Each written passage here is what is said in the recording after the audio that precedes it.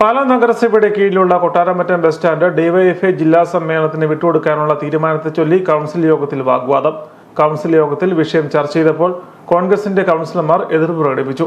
എന്നാൽ ഇത് സംബന്ധിച്ച് തീരുമാനമുണ്ടാകുന്നതിന് മുൻപ് കോൺഗ്രസിന്റെ കൗൺസിലർമാരും വൈസ് ചെയർപേഴ്സണും രാഹുലും യോഗത്തിൽ നിന്നും ഇറങ്ങിപ്പോയി. വാർഡ് കൗൺസിലർ ബിജു മാത്യൂസ് അടക്കം 4ഓളം ഭരണപക്ഷ കൗൺസിലർമാർ വിഷയം ചർച്ച ചെയ്ത സമയത്ത് കൗൺസിൽ യോഗത്തിൽ നിന്നും വിട്ടുനിന്നു. ബിനു പുളിക്കൊണ്ടും ബിജു പുളിക്കൊണ്ടും യോഗത്തിലെത്തിയില്ല. ഇതോടെ കൊട്ടാരമറ്റം സ്റ്റാൻഡ് വിട്ടു നൽകണമോ എന്ന അജണ്ട കൗൺസിൽ യോഗത്തിൽ പാസ്സാകുമെന്ന് ഉറപ്പായിരുന്നു. ചെയർപേഴ്സൺ അജണ്ട അവതരിപ്പിച്ചതോടെ കോൺഗ്രസ് പാർലമെന്ററി പാർട്ടി നേതാവ് ടോണി തൈപ്പറമ്പിൽ, വൈസ് ചെയർപേഴ്സൺ രാഹുൽ എന്നിവർ ബസ് സ്റ്റാൻഡ് വിട്ടുകൊടുക്കുന്നതിനെ ശക്തമായി എതിർക്കുകയും പ്രതിപക്ഷവുമായി ശക്തമായ വാക്കേറ്റമുണ്ടാവുകയും ചെയ്തു.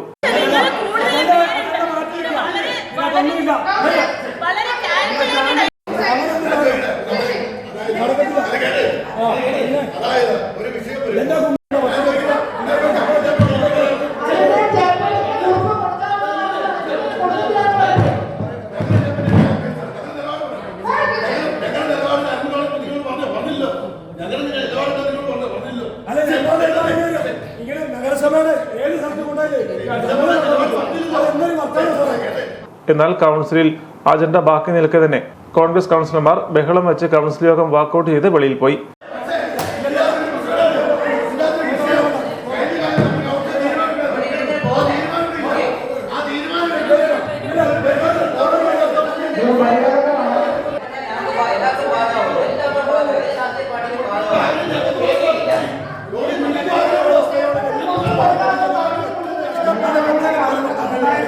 പ്രതിപക്ഷത്തെ കൂട്ടി നിൽക്കാൻ പാടില്ലായിരുന്നു. കാരണം പൊതുജനങ്ങൾ നടക്കുന്ന വഴികളിലും എല്ലാം ഇങ്ങനെ ഹൈക്കോടതി വിധിയുണ്ട്. ഇവർ ഈ കാണിക്കുന്നത് രാഷ്ട്രീയ ഗുണ്ടായിസമാണ് എന്ന് ഇത് കാണിച്ചുകൊണ്ടാണ് ഇന്ന് കേരളത്തിൽ പാലാ മുനിസിപ്പാലിറ്റി പറഞ്ഞു കിട്ടാതിരിക്കുന്നത്.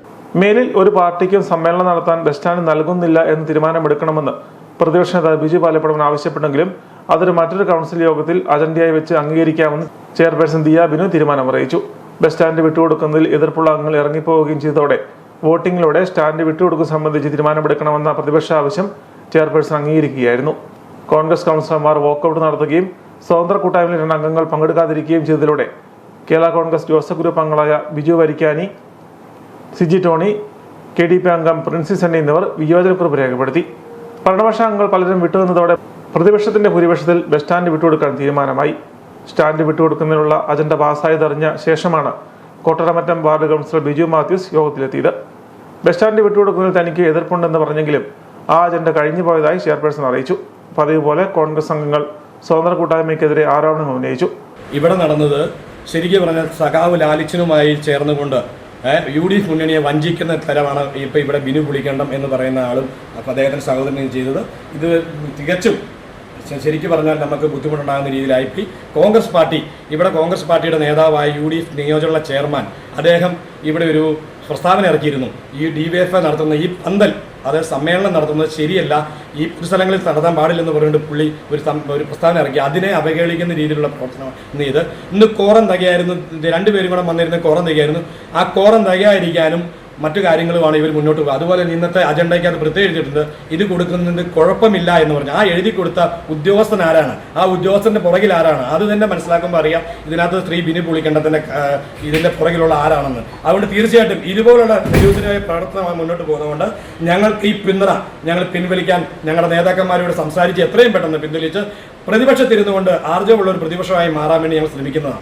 പ്രോബ്ലം ഉള്ള വിഷയമാകുമ്പോൾ അത് തീർച്ചയായിട്ടും കൗൺസിൽ ആവശ്യപ്പെട്ടാൽ നമുക്കത് വോട്ടിങ്ങിലേക്ക് പോകുന്ന സാഹചര്യത്തിൽ തീർച്ചയായിട്ടും ഇത് ക്വാറം ഉണ്ടായിരുന്നു. 26 പേരിൽ എനിക്ക് തോന്നുന്നു 8 പേരോളം മാത്രം മതി ഒരു ക്വാറം തികയാൻ. 3-1 ക്വാറം തികയാൻ വേണ്ടത്. ഉള്ള സാഹചര്യത്തിൽ അത് വോട്ടിങ്ങിലേക്ക് പോകും. ചെയർപേഴ്സണും ഇവിടുത്തെ സ്റ്റാൻഡിംഗ് കമ്മിറ്റി ചെയർമാൻമാർ ഉൾപ്പെടെയുള്ള ഭരണപക്ഷത്തെ കൗൺസിലേഴ്സ് വിയോജിപ്പ് രേഖപ്പെടുത്തിയിട്ടുണ്ട്. പക്ഷേ അവിടെ എന്താ പറയുക, ഒപ്പോസിഷൻ അവിടെ കൂടുതൽ ക്വാറം തികഞ്ഞതിനാൽ അവിടെ അത് പാസ്സാക്കുകയാണ് ചെയ്തത്. ബസ് സ്റ്റാൻഡ് വിട്ടുകൊടുക്കുക എന്ന തീരുമാനം നടപ്പാക്കുകയും അതേസമയം എതിർപ്പ് രേഖപ്പെടുത്തുകയും പടലപ്പണങ്ങൾ അവതരിപ്പിക്കാൻ വേദി ഒരുക്കിയുമാണ് കൗൺസിൽ സമാപിച്ചത്.